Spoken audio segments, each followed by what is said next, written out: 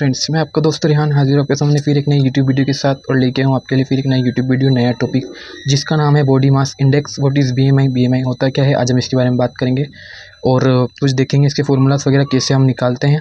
BMI हमारा normal BMI कितना होना चाहिए, ये सब चीज़ हम इस वीडियो में देखेंगे। तो स्टार्ट करते हैं हमारा वीडियो।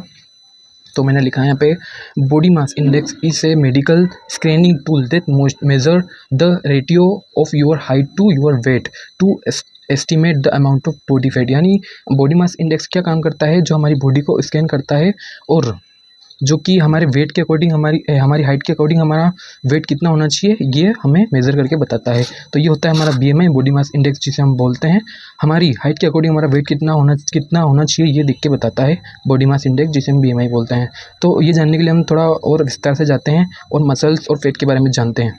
तो मसल्स क्या होती है? Muscles are soft tissue that allow you to more stand up strength and perform other function. Muscle क्या करती हैं? हमें उठने बैठने में और हमारी बॉडी को स्ट्रेंथ प्रोवाइड करती हैं, जिससे हमें चलना फिरना ये सब हम मूवमेंट कर पाते हैं और बहुत सारे फंक्शंस मसल्स करती हैं। मैं जल्दी इसलिए बता रहा हूँ क्योंकि काफ़ी छोटी वीडियो में आपको मैं बड़ी जानकारी देना चाहता हूँ।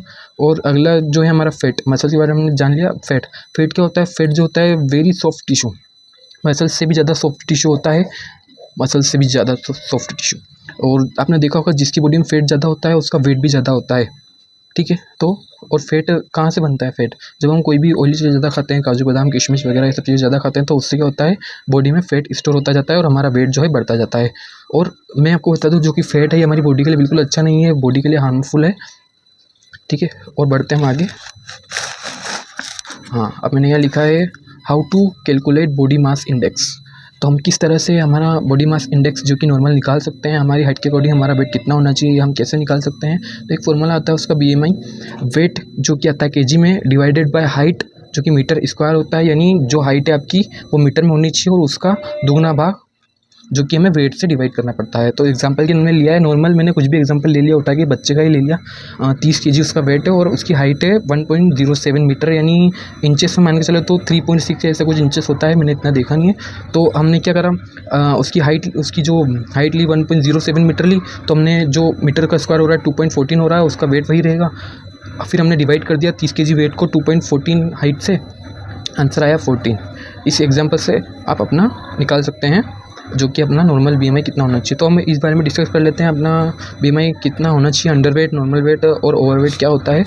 तो अगर आपका जो बीएमआई निकालने के बाद 18.5 से कम आता है तो आप अंडर वेट हो, यानी आपका वेट कम है, आपको वेट बढ़ाने की ज़रूरत है।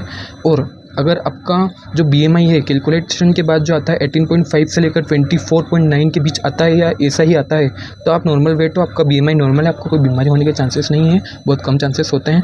और अगर आपका वेट 25 से 29.9 है तो आप ओवर वेट हो, आपका वेट ज़्यादा है, आपको वेट कम करने की ज़रूरत है, आपको आगे जाके कुछ बीमारी हो सकती है। ज़्यादातर देखा जाता है तो बीएमआई या वेट ज़्यादा होने की वजह से हार्ट की बीमारी ज़्यादा होती हैं।